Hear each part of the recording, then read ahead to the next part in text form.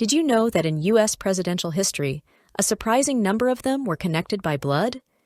Whether as fathers, sons, grandsons, or even cousins, it's an intriguing web of familial ties that raises questions about the existence of a leadership gene passed down through generations. Curious to know which presidents are part of this fascinating lineage? Stay tuned. On top of the list is John Quincy Adams and John Adams. John Quincy Adams, the sixth President of the United States, was the son of John Adams, the Founding Fathers, and the second President of the United States. John Quincy Adams followed in his father's footsteps, becoming a prominent statesman, diplomat, and political thinker. He served as president from 1825 to 1829, after a fiercely contested election. Adams is best remembered for his principled stance against the expansion of slavery and his successful efforts to argue the famous Amistad case before the Supreme Court, securing the freedom of illegally enslaved Africans. Second on our list is George W. Bush and George W. H. Bush, number 41. George W. Bush, the 43rd President of the United States, was the son of George H. W. Bush, the 41st President. George H. W. Bush, often referred to as 41 inches to distinguish him from his son, served as president from 1989 to 1993, presiding over the end of the Cold War and the Gulf War.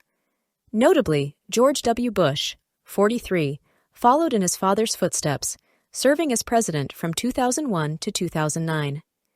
His presidency was marked by the tragic events of 9/11, which led to the War on Terror and the invasion of Iraq. Third on our list is Benjamin Harrison and William H. Harrison. Benjamin Harrison, the 23rd President of the United States, and William Henry Harrison, the 9th President, shared a unique family connection. Precisely, Benjamin Harrison was a grandson to William H. Harrison. William H. Harrison, often known as Old Tippecanoe due to his military exploits, held the shortest presidency in American history, serving for just 32 days in 1841 before succumbing to illness. His grandson, Benjamin Harrison, later assumed the presidency in 1889. Benjamin Harrison's presidency can be remembered through important legislative achievements, such as the Sherman Antitrust Act and the McKinley Tariff. Fourth on our list is James Madison and Zachary Taylor. James Madison, the 4th President of the United States, and Zachary Taylor, the 12th President, were second cousins once removed. In a nutshell, these two shared a family connection, albeit a distant one. Their common ancestor was Colonel Joseph Taylor, who was Zachary Taylor's grandfather and James Madison's great-grandfather. James Madison served as the 4th President of the United States from March 4, 1809 to March 4, 1817. He held office for 2 consecutive terms, serving a total of 8 years as president. He is often hailed as the father of the Constitution, since he played an important role in drafting the U.S. Constitution and the Bill of Rights. On the other hand, Zachary Taylor was a military officer mostly referred to as Old Rough and Ready. He rose to prominence during the Mexican-American War, which occurred between 1846 and 1848. Zachary's military victories made him a national hero, which eventually led to his presidency, even though his serving period was relatively short.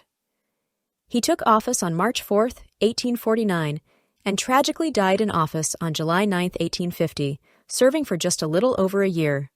And final on our list is Teddy Roosevelt and Franklin D. Roosevelt. Teddy Roosevelt, the 26th President of the United States, and Franklin D. Roosevelt, the 32nd President, were fifth cousins. Their common ancestor was Claes Martensen van Roosevelt, a Dutch immigrant who arrived in New Amsterdam, now New York City, in the 17th century. Teddy Roosevelt served as the President of the United States from September 14, 1901 to March 4, 1909. Initially, he assumed the presidency following the assassination of President William McKinley and was subsequently elected for a full term. On the other hand, Franklin D. Roosevelt served as the President of the United States for an extended period, making him the only U.S. president to have served more than 2 terms. Franklin was first inaugurated on March 4, 1933, and he was re-elected to serve 4 consecutive terms, making his total time in office from 1933 to 1945. Franklin played a key role in guiding the U.S. nation through the Great Depression and World War II. As we conclude, do you believe leadership is inheritable? Would you prefer a leader with a family connection or without? Share your thoughts in the comments below, and thank you for watching and subscribing.